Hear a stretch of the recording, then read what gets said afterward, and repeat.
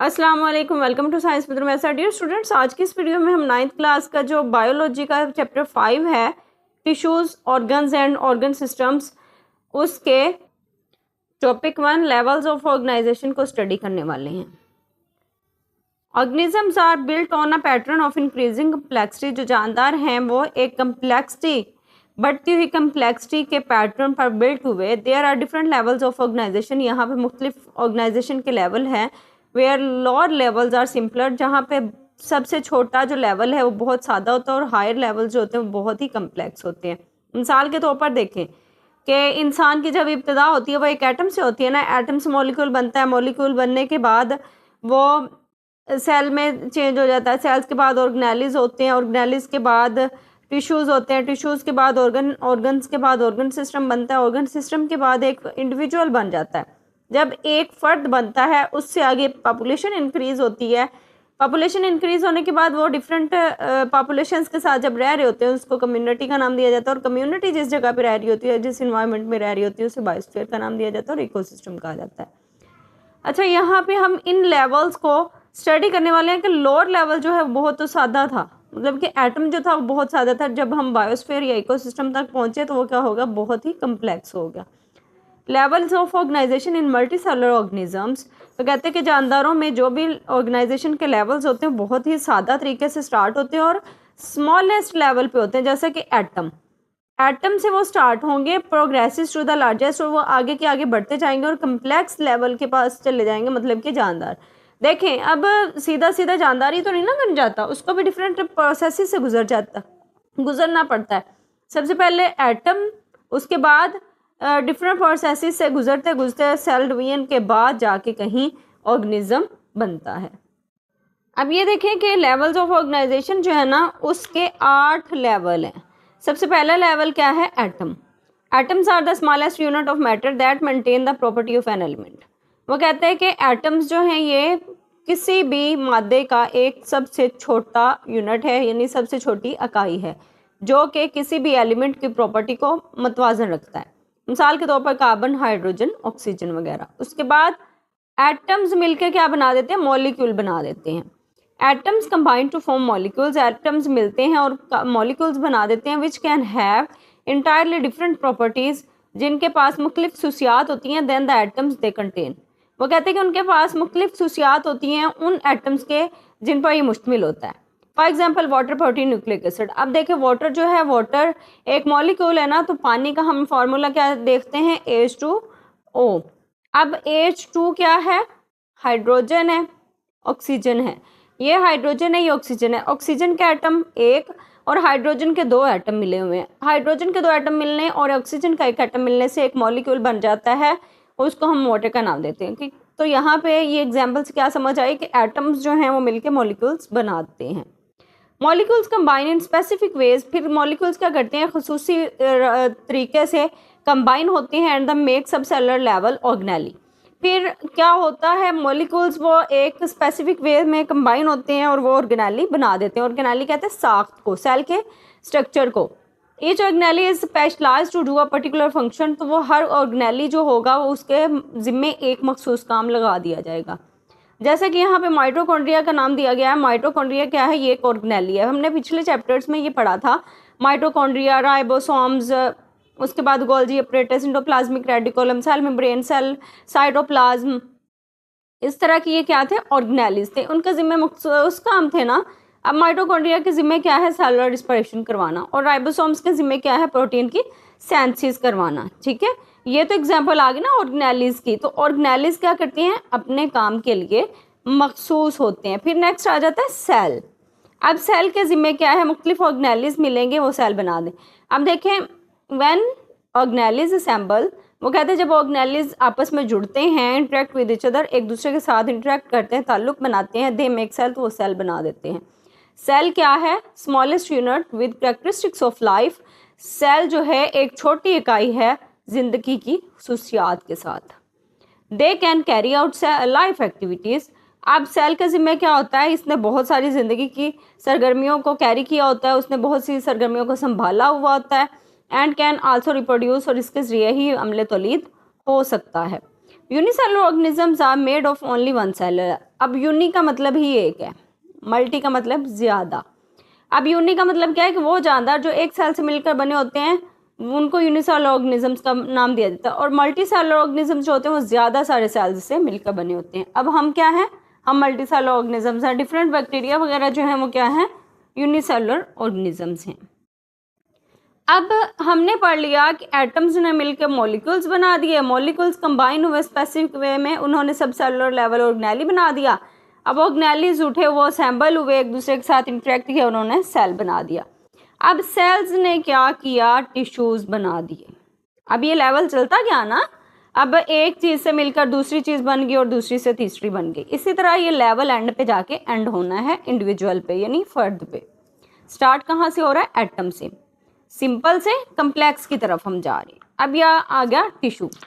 इन multicellular organisms, अब जानदारों में sales make tissues, sales ने क्या किया, टिश्यूज बना दिया। अब टिश्यू की डेफिनेशन यहाँ पे स्टार्ट हो जाती है।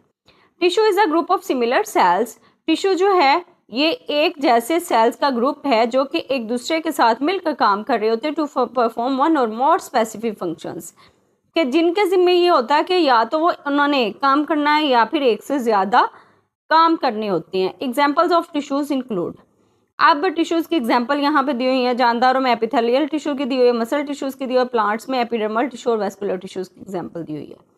अब टिश्यू की बेसिक डेफिनेशन क्या है, टिश्यूज जो हैं वो एक जैसे सेल्स का ग्रुप है, ठीक है, जिनके जिम्मे काम एक या एक से ज़्यादा हैं, मखसूस काम होते हैं। अब एपिथेलियल टिश्यू जो है इसके जिम्मे क्या होता है, इसने बॉडी सरफेसेस को कवर करना होता है, और जो लाइन एक्टिविटीज़ मतलब कि जो स्किन वगैरह होती है ना उसको कवर करना होता है। और जो मसल टिश्यूज़ हैं इसने क्या करना होता है, जिस्म को मूवमेंट के काबिल बनाना होता है। अब देखें, अगर मसल टिश्यूज़ ना हो, जैसे हम हरकत कर रहे होते हैं, हमारी जो टांगें आगे पीछे मूव कर रही होती है, हम एक जगह से दूसरी जगह चल के चले जाते हैं, या फिर हम अपने बाजू से कोई भी चीज़ उठा लेते हैं, बैठ जाते हैं, उठ जाते हैं, अपनी कोनी को मोड़ लिया, बाजू को आगे पीछे कर लिया, तो ये सारी चीज़ें किसकी वजह से होती हैं, मसल टिश्यूज़ की वजह से होती हैं। Cardiac muscles in the heart, अब देखें दिल के अंदर भी मसल्स होते हैं जिसकी वजह से वो मूवमेंट कर रहा होता है। ये थे एनिमल्स में टिश्यू की एग्जांपल। अब इन प्लांट्स आ जाता है, इन प्लांट्स एपिडर्मल टिश्यू के जिम्मे क्या होता है कि जो अंडरलाइंग पार्ट्स होती हैं, यानी जो पत्ते की एपिडर्मस होती है, पत्ते के ऊपर वाली सतह होती है, उसको प्रोटेक्ट करना होता है, ठीक है, महफूज रखना होता है। वेस्कुलर टिश्यूज़ हमने पढ़ा था कि जाइलम फ्लोएम, जाइलम के ज़िम्मे क्या होता है, पानी की तरसील करना, और फ्लोएम के ज़िम्मे क्या होता है, खुराक वगैरह की तरसील करना। तो ये वेस्कुलर टिश्यूज़ प्लांट्स में जो होते हैं, जाइलम और फ्लोएम, इनके ज़िम्मे क्या होता है कि वो पानी और न्यूट्रिएंट्स की ट्रांसपोर्ट करता है, यानी जड़ों से लेके पत्तों तक उन्होंने पहुँचाना होता है। अब ये अलग अलग डेफिनेशन भी आपको आ सकती है। एटम की डेफिनेशन, मॉलिक्यूल क्या है, ऑर्गेनेली क्या है, सेल क्या है, टिश्यू क्या है, या जानदारों में टिश्यूज़ के कोई सी दो एग्जांपल बताएं, या टिश्यू की डेफिनेशन आ जाती, साथ में एग्जांपल के नेम पूछ सकते हैं। तो ये लॉन्ग और शॉर्ट और एमसीक्यूज तीनों के हवाले से ही बहुत इंपॉर्टेंट टॉपिक है, इसको आपने कुछ नहीं छोड़ना, अच्छे से याद करना है। अब नेक्स्ट आ जाता है organ. Organ is a structure made up of related tissues working together to perform specific functions. अब ऑर्गन क्या है, ये एक स्ट्रक्चर है, ये रिलेटेड टिश्यूज से मिलकर बना होता है, और ये एक मखसूस काम करने के लिए डिफरेंट एक्टिविटीज़ करता है। मिसाल के तौर पर इन एनिमल्स ऑर्गन, मिसाल के तौर पर जो दिल है, दिल एक ऑर्गन है ना, उसके ज़िम्मे क्या है, उसने सर्कुलेटरी सिस्टम के थ्रू जो है ब्लड को ही पंप करना है, ठीक है, जो ब्लड पंप हो रहा है वो सर्कुलेटरी सिस्टम के थ्रू ही होना। अब हार्ट के ज़िम्मे ये तो नहीं ना कि उसने खाना पीना है, ठीक है, हार्ट के ज़िम्मे यही लगाया हुआ है कि उसने पंप करना है ब्लड को, और लंग्स के ज़िम्मे ये लगाया हुआ है कि गैसियस एक्सचेंज करना है, कि ऑक्सीजन को अंदर लेके जाना, और जो वेस्ट शुदा होगी तो उसको हमने कार्बन डाइऑक्साइड के तौर पर बाहर निकालना है, तो ये लंग्स के ज़िम्मे लगाया होता है, ठीक है। अब देखें, लंग्स अलग से, लंग्स क्या है, ये भी ऑर्गन है, हार्ट भी अलग से एक ऑर्गन है, हमारा स्टोमिक एक ऑर्गन है, ठीक है। अब ये डिफरेंट ऑर्गन्स मिलके अब उनके ज़िम्मे जो जो काम किए लगाए होते हैं वो अपने अपने काम सरअंजाम दे रहे होते हैं। अब एक का काम दूसरा नहीं कर रहा होता, वो अपना ही काम कर रहे होते हैं। अब प्लांट्स में क्या होता है, लीव्स कंडक्ट फोटोसेंसिस। अब पौधों में क्या होता है कि लीव्स जो हैं उन्होंने ही फोटोसेंसिस करनी है, उन्होंने अब लीव्स जो हैं वो पानी तो नहीं ना अब्जॉर्ब कर सकते, अब रूट्स ने वाटर को अब्जॉर्ब करना होता है। सॉइल में हम पानी देते हैं, तो अब हमने मिट्टी में पानी डाल दिया, अब वो ये तो नहीं करेगा कि रूट्स जो है अपना काम करना छोड़ देंगी, लीव्स उसको अब्जॉर्ब करेंगे, नहीं, और रूट्स जो है वो फोटोसिंथेसिस करना शुरू कर देंगी, नहीं, ऐसा नहीं होगा। जिस ऑर्गन के ज़िम्मे जो काम लगाया गया है वही ऑर्गन उस काम को करेगा। तो ऑर्गन की डेफिनेशन क्या हो गई कि जो रिलेटेड टिश्यूज से मिलकर एक स्ट्रक्चर बना होता है वो एक स्पेसिफिक काम करने के लिए जुड़े होते हैं, उसको हम ऑर्गन का नाम देते हैं। नेक्स्ट अब ऑर्गन जो है, ऑर्गन्स मिलके ऑर्गन सिस्टम बना देते हैं। An organ system consist of multiple organs that work together to perform related functions. Examples of organ system include, अब देखें ऑर्गन सिस्टम क्या है कि मुख्तलिफ ऑर्गन्स मिलके एक ऑर्गन सिस्टम बना देते हैं। अब ऑर्गन सिस्टम में क्या होता है कि मुख्तलिफ ऑर्गन्स मिलके, जैसे कि डाइजेस्टिव सिस्टम है।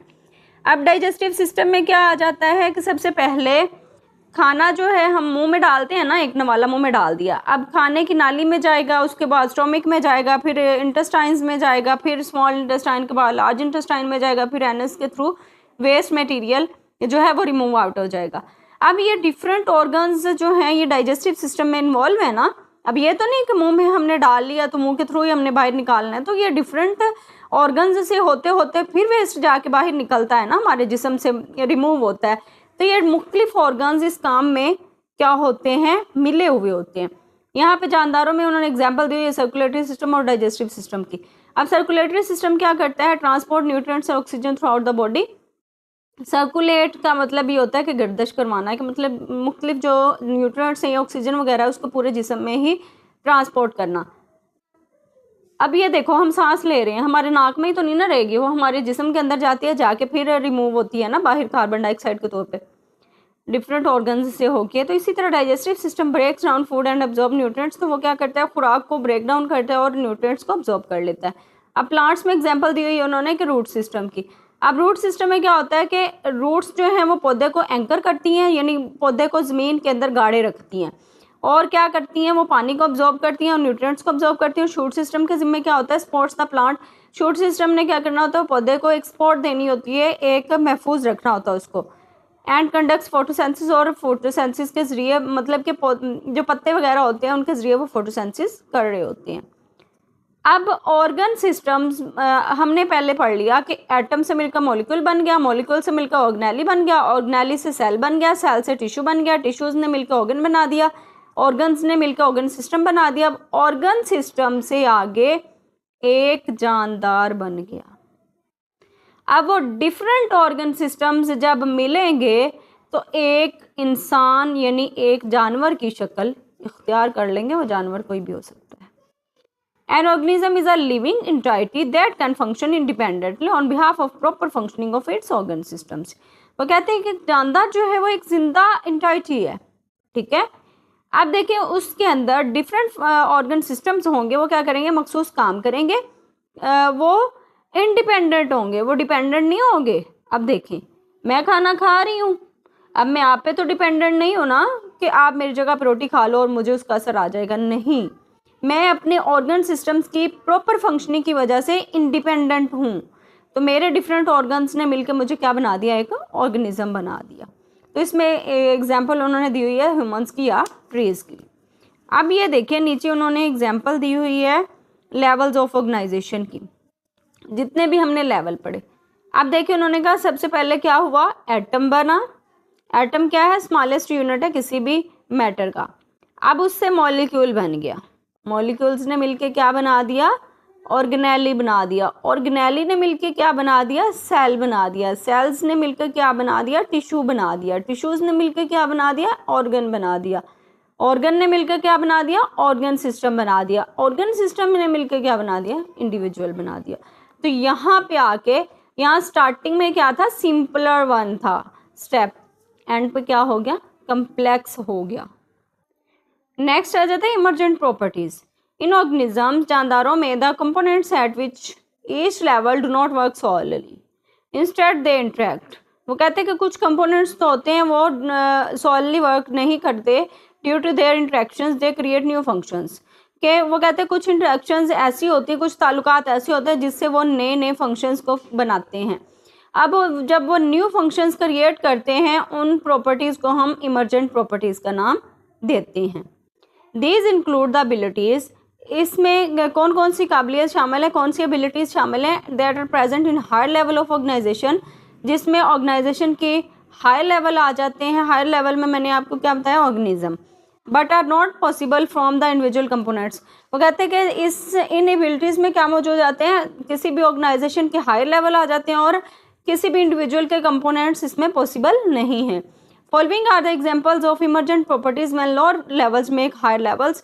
वो कहते हैं कि यहाँ पे कुछ एग्जांपल्स दी हुई हैं इमर्जेंट प्रॉपर्टीज की, जब लोअर लेवल्स जो हैं वो हायर लेवल्स को बनाते हैं।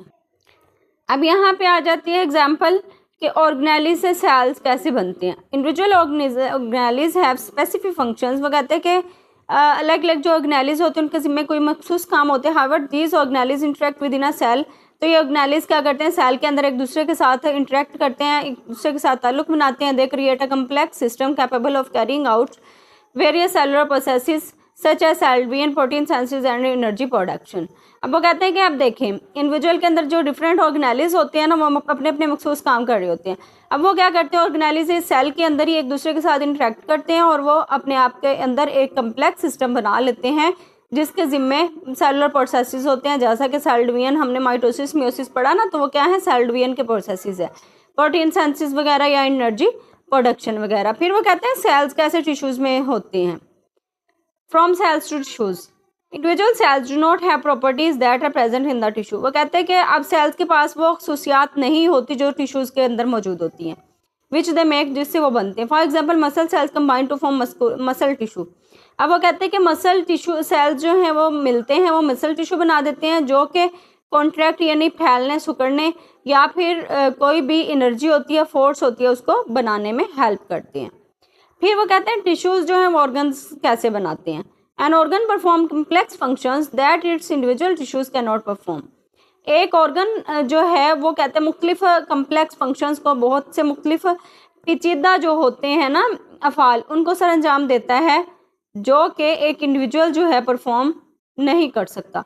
अब देखिए एक अकेला टिश्यू जो है वो काम नहीं करता ऑर्गन सिस्टम में। जब वो कम्प्लेक्स फंक्शन बना देगा, टिश्यू जब ऑर्गन बना देगा तो वो एक काम कर रहा होगा। Heart is compose of various tissues. अब वो कहते हैं दिल जो है ये भी मुख्तलिफ टिश्यू से मिलकर बना होता है, muscle tissue, connective tissue, epithelial tissue. Coordinated interaction of this tissues allowed the heart to pump blood throughout the body. वो कहते हैं हार्ट जो है, दिल जो है, ये मुख्तलिफ टिश्यूज से मिलकर बनाता है। अब उन टिश्यूज़ में मसल टिश्यू भी शामिल है, कनेक्टिव टिश्यू भी शामिल है, एपिथेलियल टिश्यू भी शामिल है। अब ये सारे टिश्यूज़ आपस में क्या करते हैं, कोऑर्डिनेट इंटरेक्शन बनाते हैं, एक दूसरे के साथ मिलते हैं, ताउन करते हैं। तो फिर क्या करते हैं, खून को सारे जिस्म में पंप करने की इजाज़त देते हैं, जिसके ज़रिए दिल जो है अपना काम सरअंजाम दे पाता। मतलब कि अगर उनके आपस में कोऑर्डिनेशन होगी तो ये काम नहीं हो पाएगा। अब ऑर्गन्स क्या करते हैं, ऑर्गन सिस्टम्स बना देते हैं। Multiple organs working together. अब बहुत से ऑर्गन्स जो हैं एक दूसरे के साथ मिलकर काम कर रहे होते हैं, ऑर्गन सिस्टम बना देते हैं। ये तो हमने पीछे भी पढ़ा। Which carry out vital functions, जिनके जिम्मे बहुत ही अहम मखसूस काम होते हैं। For example the digestive system is compose of organs. अब यहाँ पे उन्होंने कहा कि डाइजेस्टिव सिस्टम जो है ये भी ऑर्गन्स से मिलकर बना हुआ है। इसमें अब डाइजेस्टिव सिस्टम में कितने ऑर्गन्स आ जाएंगे, माउथ आ गया, एसोफेगस आ गया, स्टोमिक आ गया, इंटेस्टाइन आ गया, लीवर आ गया। अब इतने ऑर्गन्स मिलेंगे तो ऑर्गन सिस्टम बनाएंगे। अब देखिए अगर इतने सिस्टम बनेंगे तो ऑर्गन सिस्टम बनेगा ना, तो डाइजेस्टिव सिस्टम का मुकम्मल प्रोसेस ना होगा तो हम खाने को कैसे हज़म कर सकते हैं या फिर हम अपने बॉडी से वेस्ट को कैसे रिमूव कर सकते हैं। This individual organs can not digest food. अब वो कहते हैं कि ये अकेले अकेले जो ऑर्गन्स अगर हों तो ये अकेले खुराक हजम नहीं कर सकते, but the coordinated actions of this organs enable the digestion and absorption of nutrients. वो कहते हैं कि अगर ये अकेला अकेला ऑर्गन जो हो वो खुराक को तो हजम नहीं ना कर सकता, ये सारे ऑर्गन्स ही मिलके काम करते हैं, एक्शन परफॉर्म करते हैं, तो ही डाइजेशन के काबिल होता है इंसान या फिर कोई भी न्यूट्रिएंट्स जो होते हैं उनके अब्जॉर्प्शन के काबिल होता है। From organ systems to organisms. अब इंडिविजुअल जो है उसमें डिफरेंट ऑर्गन सिस्टम्स की इंट्रैक्शंस होती हैं। Bring emergent properties such as consciousness. आप देखें डिफरेंट ऑर्गन सिस्टम्स बने तो एक इंडिविजुअल बना तो उसमें कोई कॉन्शियस आया ना, वो थोड़ा कॉन्शियस हुआ कि अपने इन्वायरमेंट के साथ या अपने इन्वायरमेंट के साथ क्या बिहेवियर रखना है, या अपनी फैमिली के साथ या अपना सोशल बिहेवियर क्या रखना है, या फिर उसने क्या थिंकिंग करनी है, क्या स्पेशल उसने अपने आप को सोचना है, क्या चेंजिंग लेके आनी है, या फिर कोई भी एबिलिटी इन्वायरमेंट के अंदर अडेप्ट करने के लिए उसके अंदर क्या होनी चाहिए। मतलब कि ये क्या है कि डिफरेंट ऑर्गन सिस्टम से जब ऑर्गेनिज्म बनता है तो उसके अंदर डिफरेंट प्रॉपर्टीज़ भी इमर्जेंट होती हैं। These complex behaviours are not present in individual organ system. अब अकेले ऑर्गन सिस्टम में तो ये कम्प्लेक्स बिहेवियर नहीं ना मौजूद। आप देखें, क्या दिल सोच रहा होगा, या अकेला दिमाग ही हो तो इंसान ना हो, तो क्या अकेला दिमाग सोच सकता है? इंसान के अंदर दिमाग होता वो सोच सकेगा ना। तो इसीलिए वो कहते हैं ऑर्गन सिस्टम जब किसी भी ऑर्गेनिज्म के अंदर वो चीज़ आती है तो वो इस कॉन्शियस या थिंकिंग के एबल होती है। But arise from their coordinated interactions, तो ये उनके बाहमी तामुन से ही काम चल सकता है। उम्मीद करती हूँ आज का टॉपिक आपको अच्छी तरह समझ आ गया होगा। मज़ीद इन्फॉर्मेटिव वीडियोस के लिए 9th और 10th क्लास के साइंस सब्जेक्ट्स के लेक्चर्स के लिए मेरे चैनल को ज़रूर सब्सक्राइब कीजिए, लाइक शेयर कमेंट करना मत भूलिएगा। अल्लाह हाफिज़।